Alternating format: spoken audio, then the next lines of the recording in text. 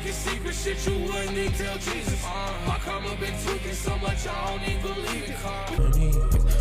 She be doing so much more that she asked for it. When I feel by myself, I find passion for her. I love her, I just had to swear. Greetings.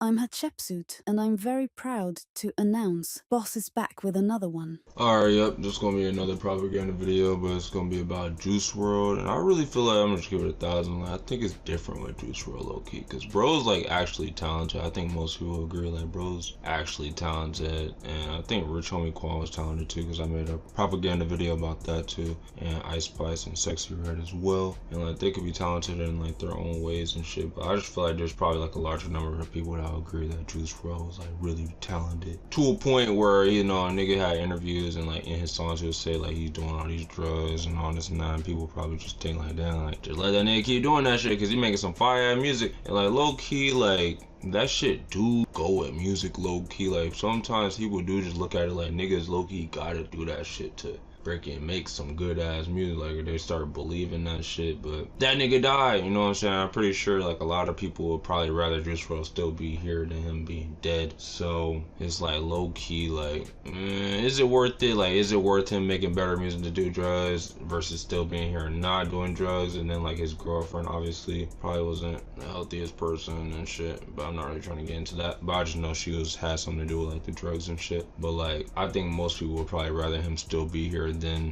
him being like a drug addict. So yeah, that being said, like that whole connotation of like just let these niggas be drug addicts is kind of like propaganda of like a bad message. But I think like overall, like even his marketing now, like when I go look at his Instagram, you can just see like it's more about the music and more about his talent and not really so much about like this like bad lifestyle of let's do drugs and let's show this and let's propaganda this. Like it's just like his talent and like music literally outweighs all of that shit. You can just tell off rip. And no offense to the other people, but I'm just saying like you know, it's kind of different there. But at the same time, I think if we compare it to the X thing, like X at the end of his career kind of had like a message that he's like showing of like let's evolve, because not changing is kind of like a bad thing and can lead to bad results, you know. So yeah, I think it's like, you know, like just like having that a part of hip-hop, more of let's change, let's evolve, should be more of a trend, but it's not really. And then once you see like niggas get arrested or they die or they overdose, then everybody's like, oh shit. But like how much of evolution was a part of their career and their marketing, you know what I'm saying, literally. And I think like that could have probably helped JuiceWRLD. But I think overall like his talent definitely did outweigh a lot of shit, and I'm definitely finna have some album reviews up. We're gonna listen to his album. I think like the propaganda on his end, like when he had that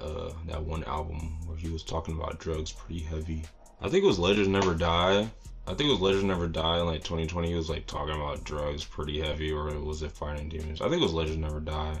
And it's like his talent does outweigh, but I think like just on the album, like maybe people was like, damn, this shit's so good that like we don't even really want to like take the drug shit too seriously. But if people would have, then he probably would still be here, you know what I'm saying? So, you know, I think it's important to have a balance and to focus more on evolution and trying to incorporate talent with evolution, and not just being like everything is so cool, let's just be cool and keep doing drugs and not. And then also trying to make it seem like you need to do drugs to make music like JuiceWRLD. And I think he was really talented, you know what I'm saying, but I don't think his talent really came from the drugs. And I just think he probably started believing that, or other people could believe he needed to do that. But overall, did he really need to, you know what I'm saying? So I think that's bad propaganda. That's my overall opinion. Like I think, you know, most artists, if they're on drugs or not, shouldn't really try to rely on it, and also should seek more evolution than just being like, yeah, we gotta rely on drugs or I can't get off drugs, you know what I'm saying? Because obviously, like Lil Peep and JuiceWRLD, this can have a negative outcome, and niggas don't want to see that, and niggas don't want to keep seeing that trend continue of like really talented young artists dying and the label being able to take advantage of all their music and, you know, their direction of their career and all that shit, you know. Niggas ain't trying to keep seeing that type of shit. So I think more artists should focus on evolution and trying to incorporate their talent with more of a growth perspective, other than, oh yeah, we need to keep popping perks and keep needing to be off drugs and being drug addict, like promoting that image of, yeah, I get it, it's like relatable to like fans, relatable to people that's probably like in those situations. But like, you know, once people get older, they always talk about how like, you know, I'm glad I got off that stuff, or I'm glad I stopped doing that. So, you know, it's important to probably like labels to get behind people who labels to like factor in, you know, having the artists work on their evolution and not just be like, yeah, we'll just let him rock like this and then we see what happens and then it turns into Black Mirror, you know. But yeah, we'll listen to some albums. Definitely stay tuned for more videos. That is pretty much it. I'm out. That like button and that. I ain't seen that nigga that don't do no more. I ain't seen that bitch that don't do no more. I ain't a bitch. Lessons at the run. I'm in the big, the bad. She have a dick. She have a dick.